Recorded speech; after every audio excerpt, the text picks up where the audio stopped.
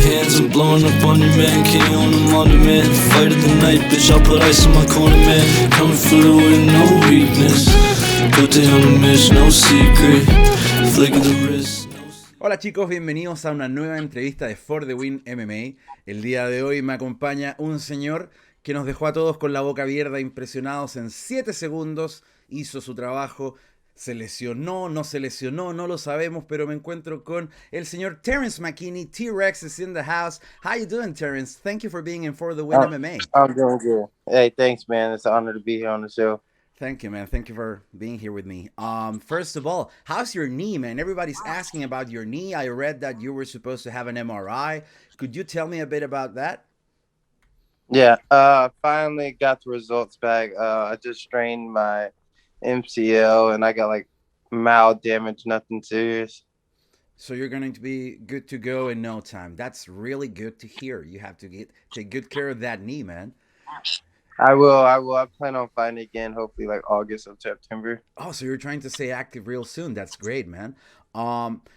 Just to end up all the injury on the knee and stuff, did you get any fines afterwards? Because I know that Dana doesn't like people to celebrate that way. So did you get a little, I don't know, a little bump from the boss later?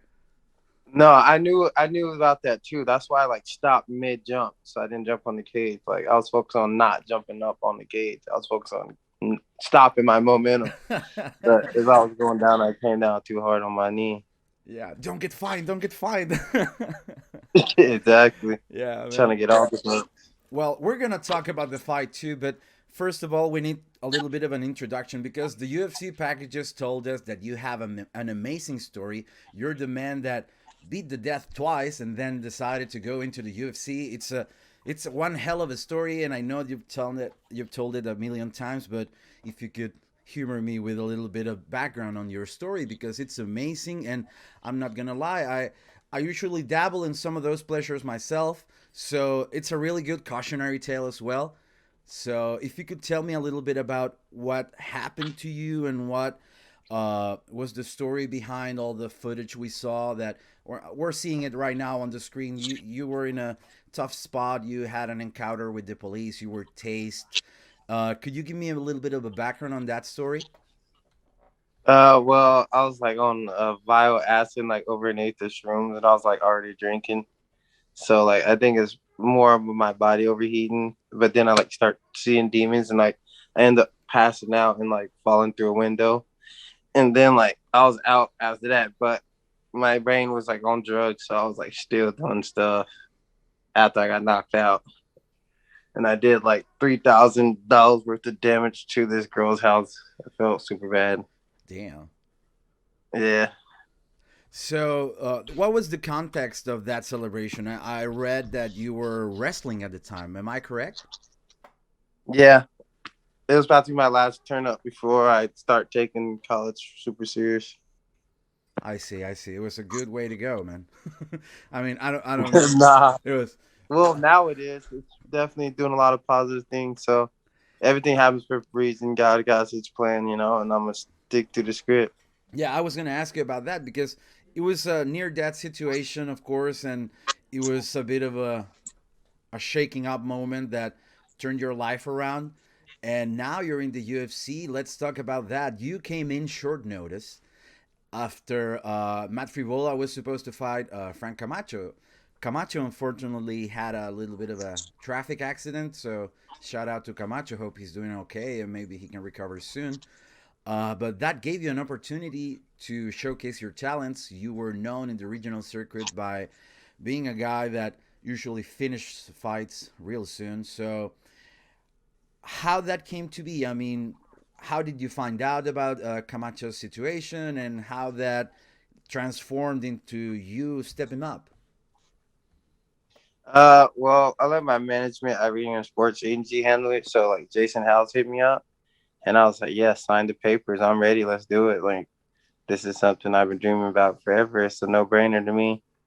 Checked my weight, saw that it was good. And I was like, yep, let's do it. Flew out that same night.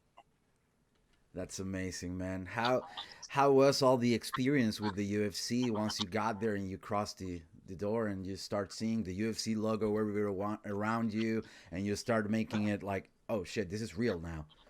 How was that for Yeah. you? It was unreal, man. I loved it. And the ceremonial weigh-ins with Joe Rogan, it was super sick. I love that. That was my favorite part, honestly. And like the crowd was huge for weigh-ins, man. That's the sickest thing I've ever seen. It was just motivation, man. I didn't want to. I had to seize the moment because this is something I want to do for a long time and be known as one of the greatest to ever do it. Well, I read that you said that you were trying to go the McGregor way. Do you think that after such an amazing performance, you're getting one step closer to that feeling of maybe even being better than McGregor? Who knows? No, I believe that, and all glory to God, and I know God's on my side, and I trust my coach and my preparation, and I know we can get the job at any level if that's for the belt or if it's inside the top 10, we're ready. I see. Well, about the fight itself, there's only 7 seconds, and that includes almost includes the injury as well. So there's not that much to unpack. So let's start by something a little bit simpler. When you got the notice and you were on the plane coming to going to Vegas and started thinking about what Matt Frevola brings to the table, what were your thoughts pre-fight about having a scrap with the guy? Because he's a known scrapper. He likes to bang. I don't really think about the fight before it. I was just focused on just letting it all soak in and just make sure I take my time and just really enjoy the crowd and get all the nerves out before I even walked in the cage. I see, man. Well, that one too was something explosive. Did you really, after you connected, did you feel like it was absolutely over once he started crumbling, or did you feel like, Yeah, yeah, I thought the ref could have stopped it right there, but I don't get paid by the minute, so I was like, I'm ending it right here. yeah, absolutely, man. How about that afterwards, that post-fight celebration? How was that? Did you had the chance to Um, mingle with people or what? yeah, we're all laughing about it. I should have just jumped on the cage and took the fine. It would have been a surreal moment. I should have just sat on top of it and just let it all fly. Oh man. Well, it was a hectic night, man. There was a lot of finishes. Do you have a personal favorite besides your own that day? Is there any other of the fights on the card that stuck with you as a fan? As a fan, Marino, man, just seeing that guy so humble like that and get cut from the UFC, like he faced so much adversity for him to come out and get the belt and dominate Figueroa, who I thought was a killer who should be fighting Henry Cejudo, and he goes out there and scorches him. Yeah, that was an inspiring moment for us. I mean, especially for us fans, but Latin American fans, absolutely, man. Everyone was Mexican for a week after that. I was eating You feel tacos. me? Yeah, yeah, absolutely, man. And I don't know how good your Spanish, but what he said in Spanish was something that for us Latin American people was really touching. So I don't know if that came across in the interview, but it was a surreal moment for sure. Yeah, it Yeah, was a that beautiful was thing to see. awesome. That was Um, legendary. yeah, did you have the chance to meet him afterwards or anything like that? No. I got to meet him a couple of times. Like I said, he's a super kind dude, humble. He deserves it. Yeah, that's amazing, man. So, what do you have in mind next? You said that you were hoping to get back in the cage in August, maybe September. So, have you considered any potential opponents? Are you just freeballing it right now, like whoever's in I'm free front? balling it, but anyone in the top 10, let's do it. Damn, that's a tall order, right? Like somebody in the Yeah. top 10 right away. Do you think that you'll get it? If I do, I'm about to shock the world. Just know that. Well, we're on notice here in For the Win, man. Um, Yeah. I don't know if you heard that we're from Latin America, like I said before.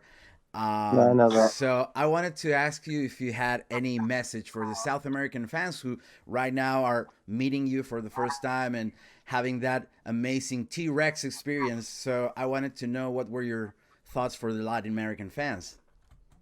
I want to say that I love them and I love their work ethic and I love all their fighters. I love how they always ready to scrap and And I kind of want to bring that mentality to me. I like how like they don't play games; they go out there and they get out there, and I have love for y'all, my brothers, Hispanic and Black. So like Yeah, we're it's kind all of a love. tight unit. I've always felt that way. Every time I interact with They're African always, American people, you're there's a always special humble, bond. always kind. Yeah, exactly, man.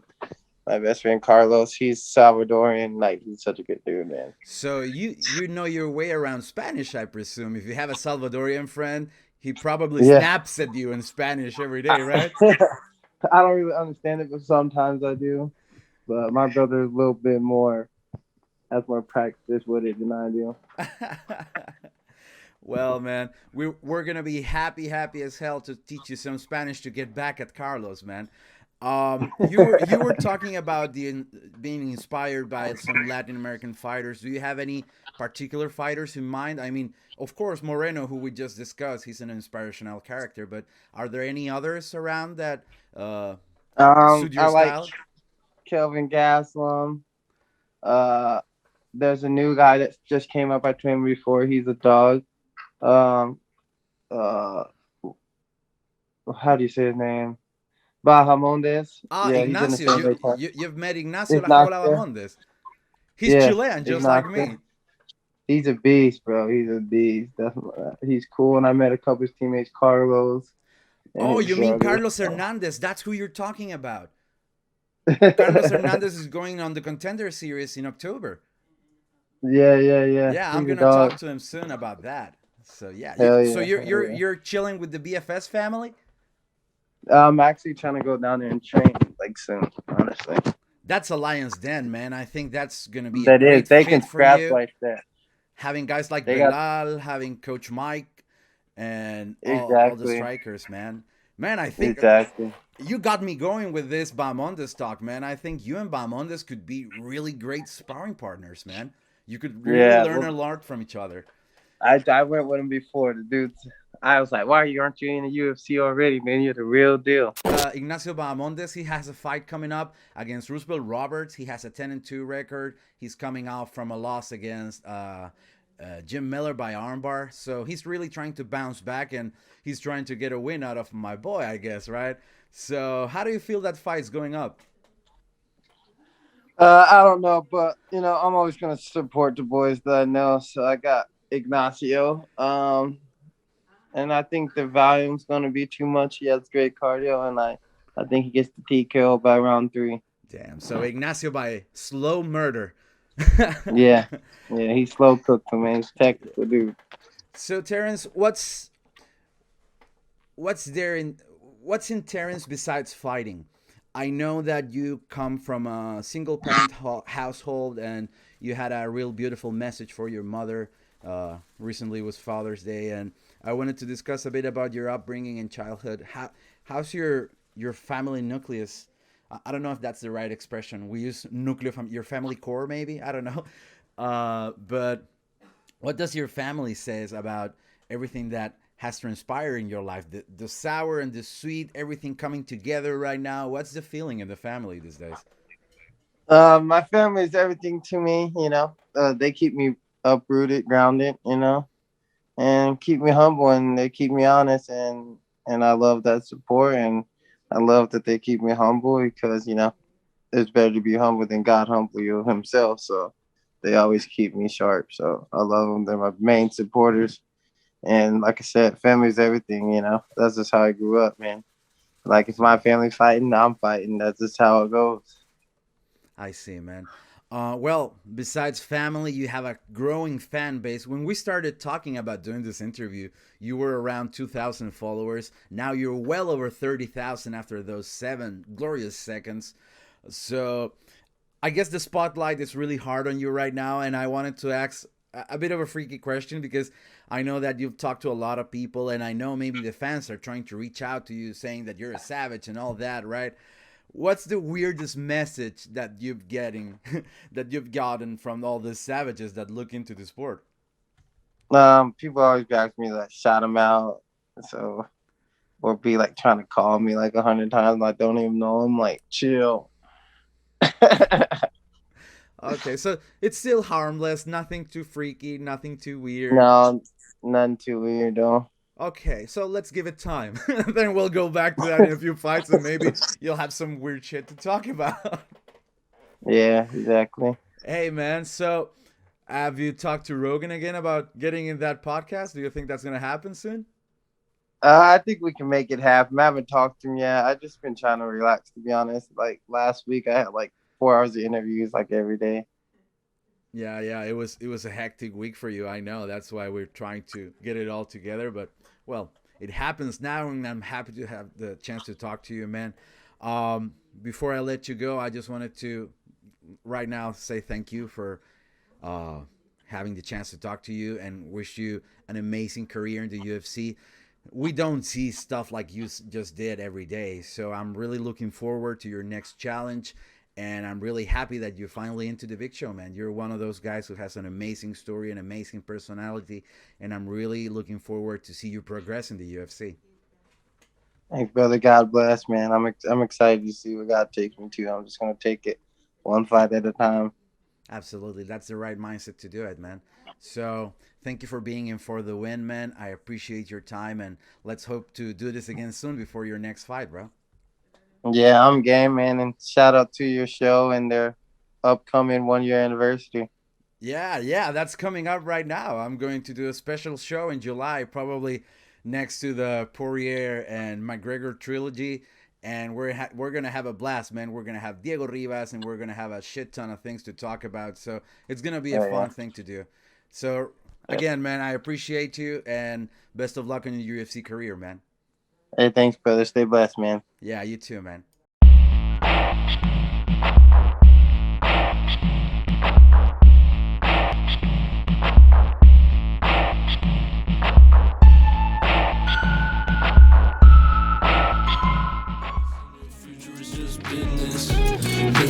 Back on our way to the top, ain't got no time to relax. Always working, no stop, leave my soul on the track. Bounce your head off the mat, it's a one-stop shop. Got what you need in the back. Coming for the win, no weakness. Cuenta on a mission, no secret.